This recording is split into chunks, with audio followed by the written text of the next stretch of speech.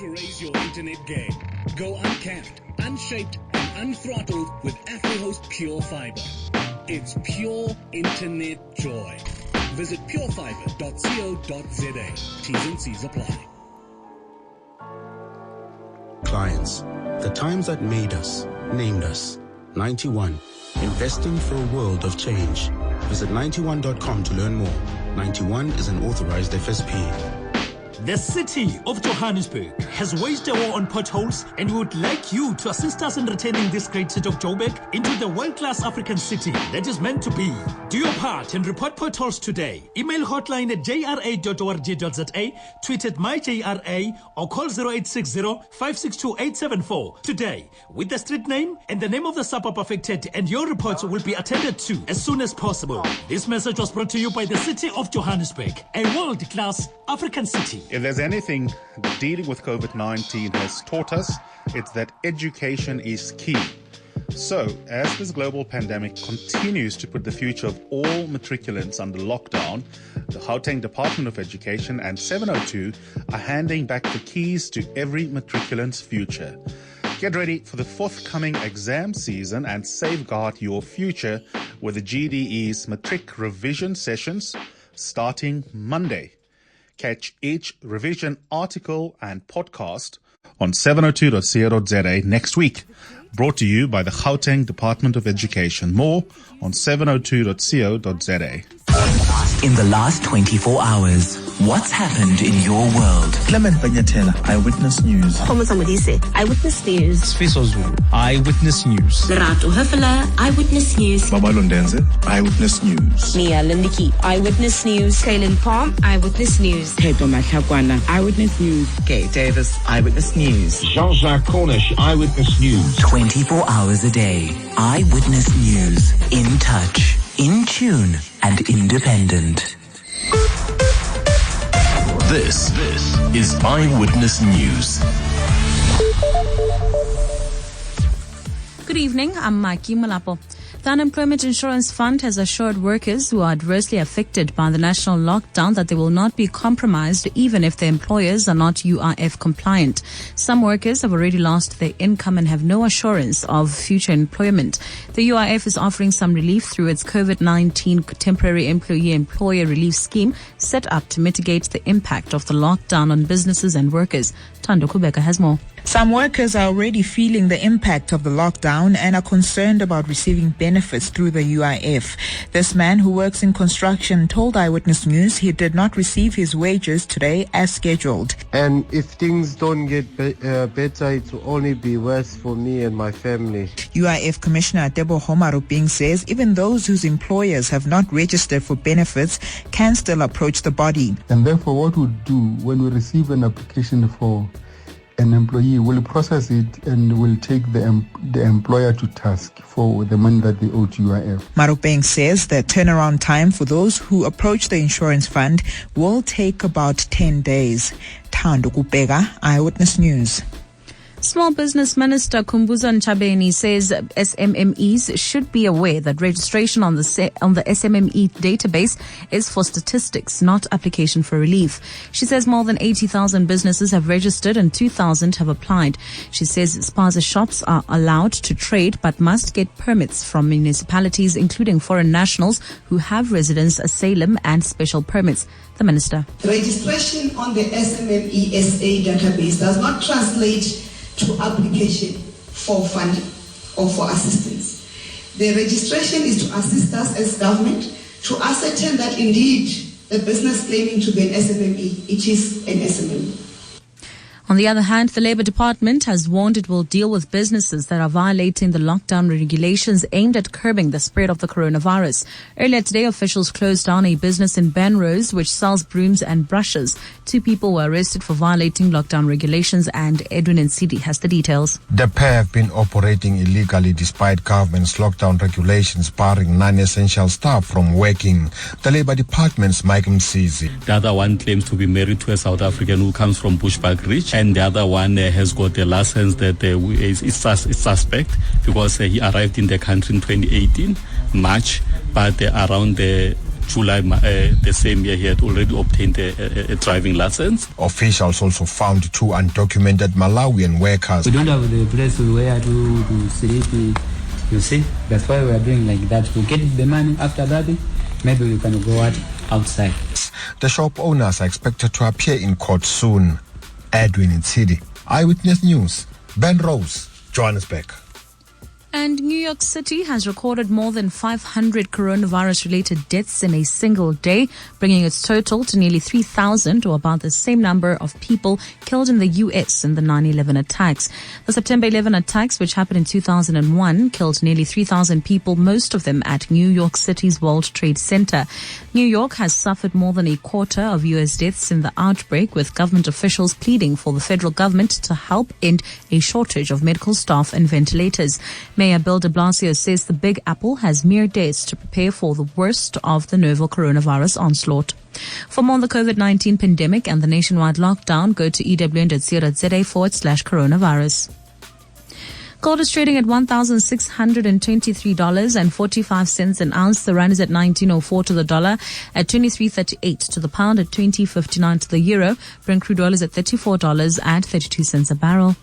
Look at your temperatures. A cloudy day in store for Gauteng tomorrow with scattered showers and thunder showers. Johannesburg dropping to an overnight low of 10, peaking at 16 degrees. Pretoria is at 12 and 18. Vereeniging is at 11 and 17 degrees. Clear skies in Cape Town tomorrow, becoming cloudy with a moderate southwesterly breeze at a low of 20 and a high of 25 degrees. The top story in Eyewitness News this hour. The Unemployment Insurance Fund has assured workers who are adversely affected by the national lockdown that they will not be compromised even if their employers are not UIF compliant. Eyewitness News. In touch, in tune, and independent. For the latest, visit ewn.mobi.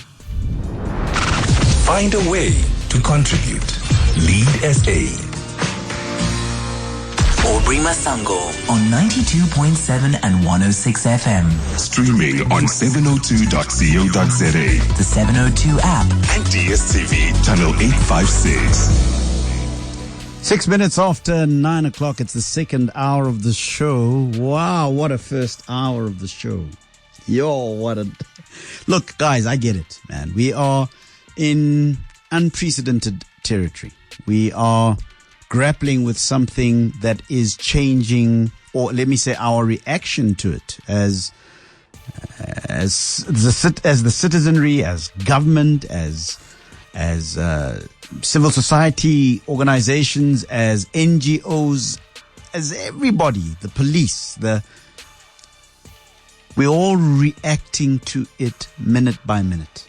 As it presents itself, and maybe that is the nature of a virus. That's how it mutates. It changes all the time. And maybe the way that we deal with it, the way we talk about it, the way we think about it is indicative of how it actually presents itself in nature. Yeah. That's the first thing I wanted to say. But we are talking about so many different things at the same time. We're talking about solutions. We're talking about fears. We're talking about just venting and expressing ourselves, which is necessary at this time. The important thing to keep in mind all the time is that there is a marauding, raging virus out there, that if we don't do whatever it takes to mitigate against its spread, then we are going to be its victims in ways that we have never contemplated. But that whatever it takes phrase seems to have different meanings for different people. Whatever it takes seems to have different meanings for different people depending on where they stand socioeconomically, politically, in terms of their worldview. That phrase, whatever it takes, seems to have different meanings. There are those who understand the term whatever it takes to mean let's have martial law right now, shut down, close everything off, quarantine everybody at the barrel of the gun. That's the one understanding of whatever it takes. Then there are those who believe that perhaps whatever it takes means that we need to go deeper in the way that we communicate and educate and make people understand that they need to bring themselves onto the whole process by buying in. That's maybe another idea of whatever it takes. There's the other whatever it takes that says, listen, just let this thing do its thing. It's part of nature. It's part of the natural cause of things. It's part of the natural selection of things, and that's whatever it takes. I say this because somebody has written to me to say, but on Monday, Aubrey, you said we have to do whatever it takes. Well, what does whatever it takes mean for you in this context? Whatever it takes for most of us means that which will give me a sense of security, will give me a sense of predictability, will give me a sense of control. That's what it usually means. And maybe whatever it takes actually means all of the above. It's a conversation that'll continue, and I hope that we can continue with this conversation in a way that does not become hysterical, in a way that makes us keep our minds, not lose our minds at this time. The allure, the seduction of panic is amazing. But we have to resist that. We've got to keep our minds all the time and understand that at this point in time, we understand the virus to behave in particular ways, and we need to behave in particular ways in order to stop or to mitigate against its spread. I want to leave that conversation as we go into a new conversation. He has a street named after him somewhere in the Northwest Province. He was born with a wooden spoon in his mouth. He's the one guy that made the idea, the theater of the mind, actually come to life. And he is going to be joining me this evening, in this hour, to talk about his career in the business of radio, the man that has made the spoken word the most amazing paintbrush you could ever understand, and a man on whose shoulders many of us hope we stand. I'm going to be having a conversation with him. In fact, I'm going to throw him under the bus and actually ask that he hosts this hour with me. His name is John Burks. He's going to be joining me straight after this. Please give us a call on 011-883-0702 or 021-446-0567. Any memories that you have with John Burks on radio? There may be certain things that you might want to remind him about his life and times on radio, all the way to the days of Springbok radio. Yeah? Please give us a call, as I have, I suppose, the biggest honor any radio protege can ever have. That is to interview somebody that he considers an ancestor in the business, who is still alive. John Burks is my guest straight after this. The perfect companion exists every weekend when you wake up with 702. She greets you with a smile. Welcome to Weekend Breakfast. So excited to be here. And listens to you. She has all the news, sport, weather, and updates you need, sharing it with you, getting you ready for your weekend. Wake up with Rifino Mpaganyane on Weekend Breakfast, Saturdays and Sundays, 6 to 10 a.m., only on 702 for the curious. Book your next building and renovation project with Rise and Shine Plumbing and Construction. They will fix all your plumbing problems and ensure timeous delivery on all your building and renovation projects. Rise and Shine is passionate about delivering complete customer satisfaction from start to finish, regardless of how big or small the project is. They work according to your budget to ensure that you can afford to get all your to-do projects to done. Call 083-575-1708 and book your next project. They work all over Gauteng.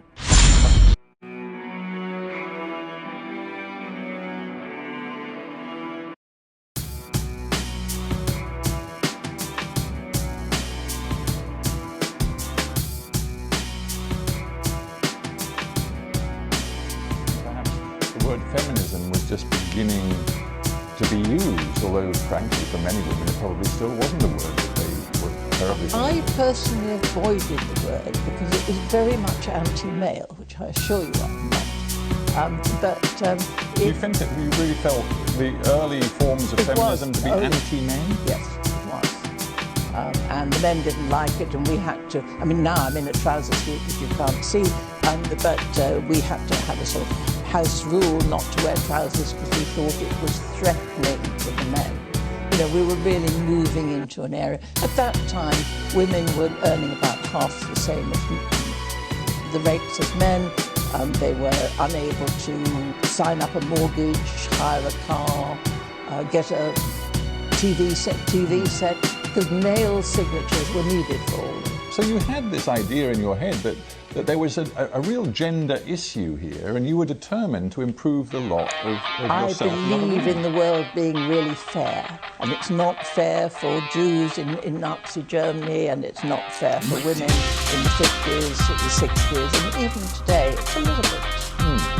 Well, that's interesting you say that, because what you did, and leaving aside terminology, what you actually did by deed and action was create a company which specifically looked to tap into the talent of women who were good with technology and with computers and whose potential was not being tapped elsewhere.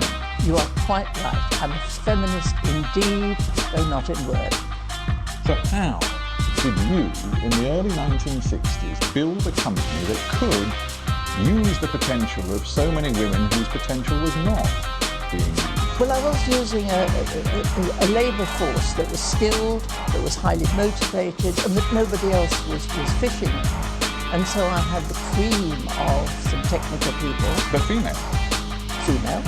I had to balance that with the fact that they wanted flexibility, the fact that they wouldn't work in an office, they were all home-based. So it was a very family-friendly, female-friendly organisation, which I became enormously motivated by, because I felt it wasn't just me I was fighting to put it up, it was all these women who so really were. In a sense, you were a pioneer of something which today would be known as a sort of workplace flexibility, focused on a work-life balance, focused on the sorts of flexible contracts that can allow people to work for part of the week. I reckon I started all that with the gig economy and the lot, yes. The gig economy? You were the pioneer of the gig economy? Yes. I was doing those sorts of things. The number one minute in your company's records, as far as well, I did, and it says to provide jobs for women with children. I mean, all of this really matters, because these are debates that continue, extremely important debates that continue to this very day. But isn't it disappointing that it's now 50 years on and we still actually have women saying, I feel discriminated in, I feel I can't do this, I feel I'm not valued, my skills are not valued. It's really rather pathetic. Well, that's an interesting word. What do you mean by pathetic? I think it's very sad from society's point of view that so many people do not feel valued The interesting thing, though, is, and because you have been quite outspoken on this, you have at times suggested that young women today, of this current generation of young workers, have it easy. You told the Jewish Chronicle in 2014 that, and I'm quoting you, the young women of today have got it dead easy compared with the women of my generation. And I would say that again today. You have no idea how difficult it was when I was young and started work in the early 50s. My first job was in 1951. I hear the young women, and they have things that they need to struggle with and things that they perhaps need to remedy in themselves. But the world is still not fair to women. Which is precisely what they would say. Yeah. But I guess the point is that young women today would make is that all of the deeds and actions you took to try and create a flexible workplace for women, others didn't follow. And today, the situation for women, young women looking to work in the tech sector or many other sectors, still is reflective of, frankly, a man's world. That is certainly true, and I think the thing that has to happen to make the world a fairer place is not that women should change and try to be more following the male culture, but that men should actually understand the skills that women have, the different way in which we approach life, the different value systems, the different body language, and actually equate the two genders in that way. I also think, I've advocated for women now for 50 years or something. It's never really going to happen until the men start advocating. Yeah. It is difficult. But gender diversity is only one. It's the main one, I suppose, but it is only one of the different diversities that companies are struggling with at the moment. I don't wish to belabor the issue about gender and about discrimination, but some women, and I guess they would call themselves feminists, have been rather taken aback by your notion, and again, I'm quoting your own words, so I hope that's fair, that women don't, this is you, women don't want to pay the cost of success. You say, I remember friends being surprised that I never went to the National Theatre.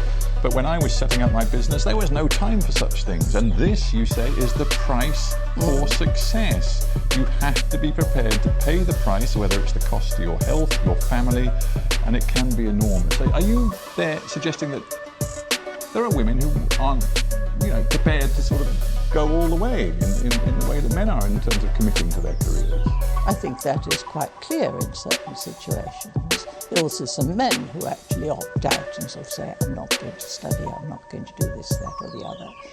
That is one of the ways in which people decide how and to a certain extent why they're going to live their life as they do. Let's talk about that. If I may get personal, then let me talk to you about how you struggled as an increasingly successful businesswoman, and goodness knows, through the 70s and 80s, your original freelance programmer company took off. I think at one point, amazingly, one of the papers said that you were worth more, your wealth was at least theoretically greater than that of the Queen of England. No, quite incorrect. I trailed Her Majesty. Well, anyway, it made a good line. But the point is, at the very same time that you were becoming increasingly successful, you were really struggling in your home life because you had a son whose condition, his autism, was really problematic.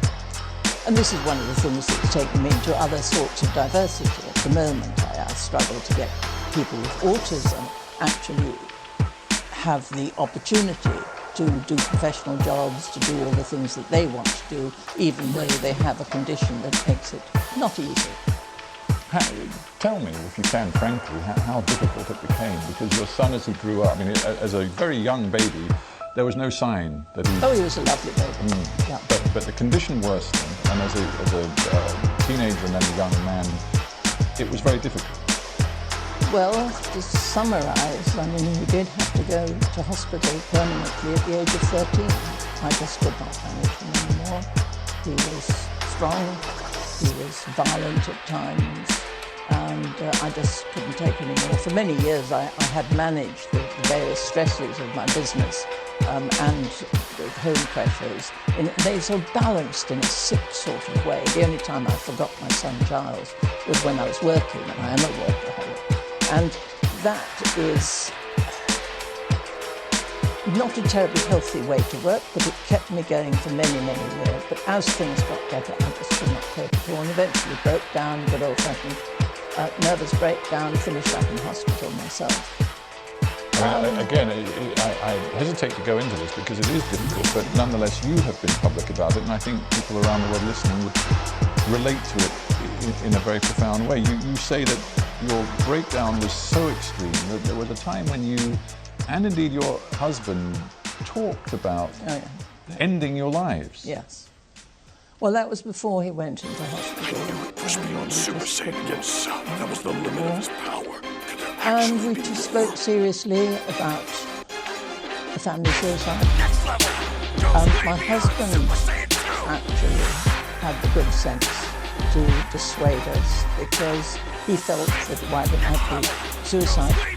For us, it wasn't suicide for our son. And so he pulled out.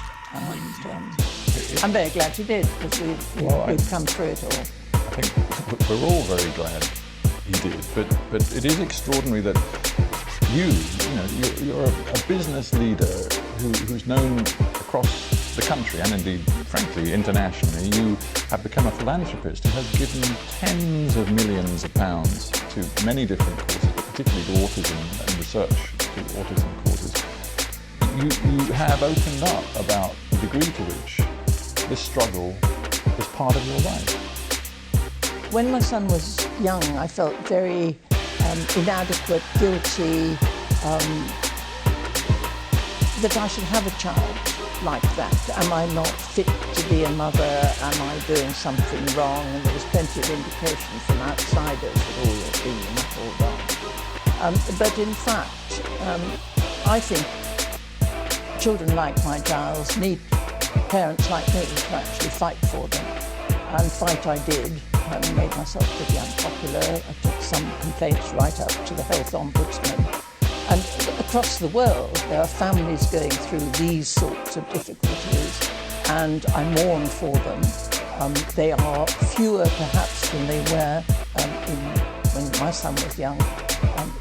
About more than 1 in 100 children are on the autistic spectrum. So it's not a rare thing anymore.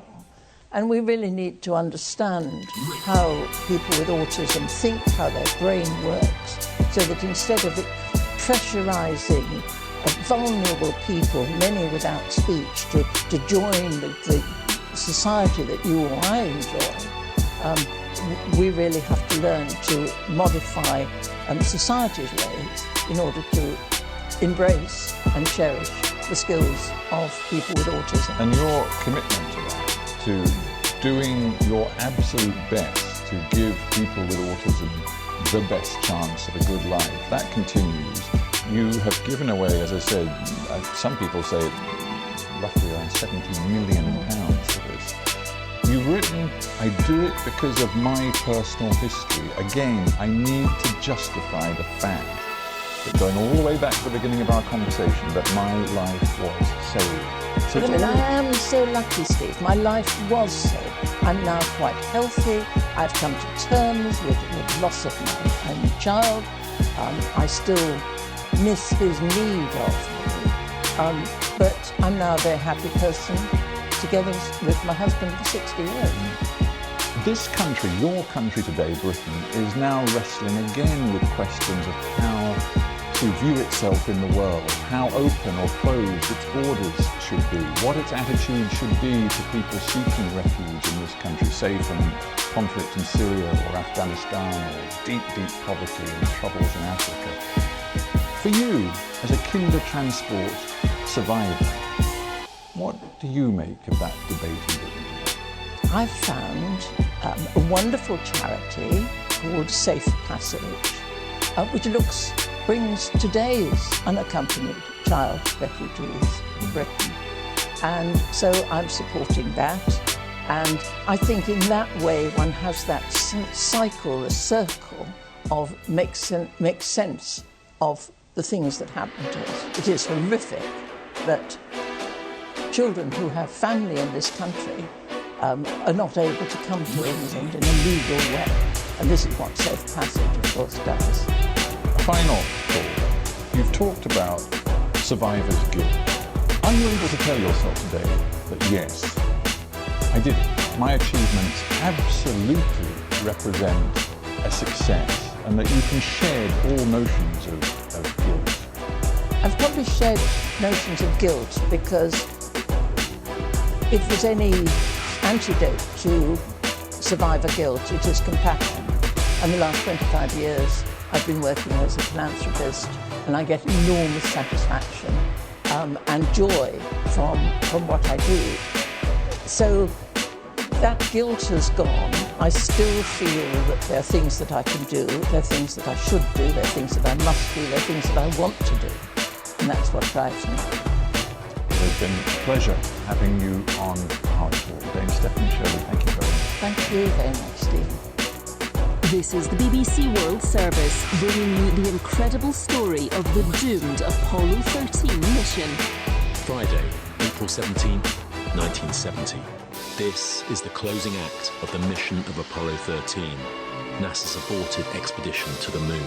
4 days ago, their spacecraft was crippled by an explosion. Since then, Mission Control has battled round the clock just to keep the crew alive. Now looks like we've got about 40 minutes left in this tank. Okay, does it look like it's still going down? That's affirmative, yes. Across the globe, millions of radios and television sets are tuned in to witness the astronauts' fate. The world is watching, waiting. Now coming the last moments of Apollo 13 as it comes in, as it begins its re-entry. The best thing we can do now is just to listen and hope. Apollo 13 with Kevin Fong. Listen to the whole series now at bbcworldservice.com or wherever you get your podcasts. Coming up on Crowd Science from the BBC World Service, will a placebo boost my sports performance? We investigate whether or not we can trick ourselves into running faster or playing better. We've been given a capsule. We can tell the athlete that in that capsule is something that's going to have a beneficial effect on performance, caffeine, for example. And we can measure whether there is an actual effect on performance. That's on Crowd Science with me, Anna Jagatia, after the news. BBC News. The head of the International Monetary Fund has said the coronavirus pandemic has created an economic crisis like no other. Kristalina Georgieva said that never in the history of the IMF have they witnessed the world economy come to a standstill. In humanity's darkest hour, she said the world must stand united. France has acknowledged more than 1,400 coronavirus deaths in care homes since the start of last month. An official said 2/3 of old age homes had lost at least one person with coronavirus. Italy remains the worst affected country in Europe, with 14,500 deaths. President Trump and his French counterpart Emmanuel Macron have called for a bigger role for the UN Security Council in battling the pandemic. A White House spokesman said the two leaders had discussed convening a meeting of the Council's permanent members. Oil prices have surged more than 10% as signs grow that Russia and Saudi Arabia may end their dispute over production. World oil prices had fallen to levels not seen for almost 2 decades. Police in the Pakistani city of Karachi have come under attack as they tried to stop people attending Friday prayers at a mosque. Officials had ordered a curfew to try to stop people gathering to pray because of the risk of spreading the coronavirus. In other news, the embattled Prime Minister of Lesotho has ordered an investigation into rivals in his own party, who he says are plotting to topple the government. Thomas Tabane is accused of playing a role in the murder of his estranged wife. The American singer-songwriter Bill Withers has died. He was 81. His most famous hits, written in the 1970s, include Lean On Me and Lovely Day, both of which remain popular to this day. BBC News. Dave, I thought it would be absolutely chucking it down. Beautiful, actually. Hopefully this wind will dry out the call. You can't blame me for wanting to savor it, can you? You're listening to Crowd Science from the BBC World Service, and to tee off this episode, we're playing a spot of golf. I'm Anand Jagatia, and to answer this week's question, I'm on the green of the 18th hole at Hadleywood Golf Course on the outskirts of